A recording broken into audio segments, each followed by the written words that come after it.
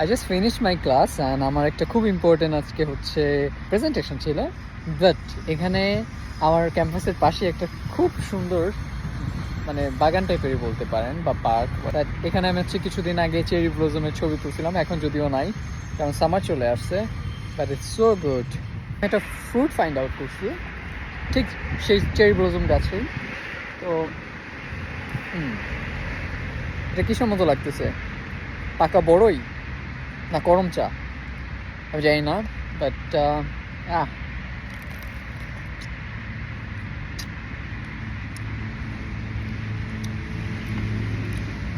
টক ভাই, but it's good.